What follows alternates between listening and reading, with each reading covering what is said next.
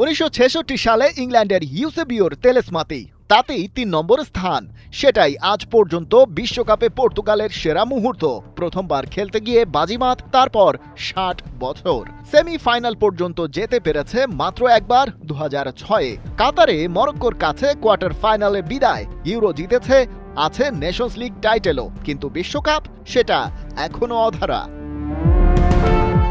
হিউস্টনে DR কঙ্গোর বিপক্ষে group কে এর প্রথম ম্যাচে মাঠে নামছে পর্তুগাল, আর সাথে আছেন রোনালদো। ৪১ বছর বয়স, ষষ্ঠ এবং সম্ভবত তার শেষ বিশ্বকাপে।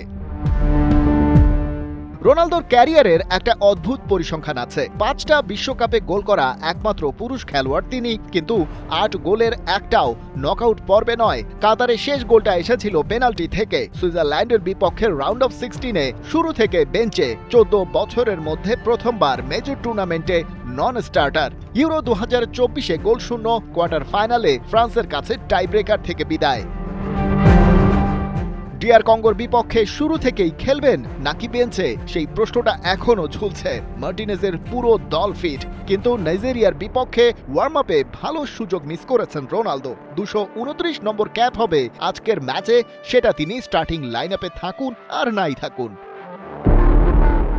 তবে এই পর্তুগাল শুধু রোনালদোর ওপর নির্ভরশীল নয়। Vitinha, João Neves, Nuno Mendes তিনজনই পিএসজির হয়ে টানা দ্বিতীয় চ্যাম্পিয়ন্স লিগ জিতেছেন। ব্রুনো ফার্নান্দেজ ম্যানচেস্টার ইউনাইটেডে প্রিমিয়ার লিগ রেকর্ড ২১ অ্যাসিস্ট করেছেন।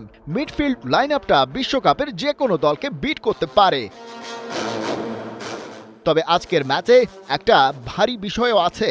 গ্রুপ পর্যায়ে পর্তুগাল শীর্ষে থেকে শেষ করলে রাউন্ড অফ 32-র ম্যাচটা পড়বে ৩ জুলাই, দিয়েগো জোতার প্রথম মৃত্যুবার্ষিকীতে। ২০২৫-এর জুলাইয়ে সড়ক দুর্ঘটনায় মারা গিয়েছিলেন লিভারপুল ফরওয়ার্ড। নেশনস লিগ জেতার পরপরই দলের প্রতিটা প্লেয়ার তার স্মৃতিতে রিস্টব্যান্ড পরবেন। ওদিকে বিশ্বকাপে দীর্ঘ ৫২ বছর বিরতি দিয়ে ফিরেছে ডিআর কঙ্গো। তখন নাম ছিল জায়ার। ১৯৭৪-এর স্কোর লাইন যুগোস্লাভিয়ার কাছে ৯-০, ব্রাজিলের বিপক্ষে ৩-০।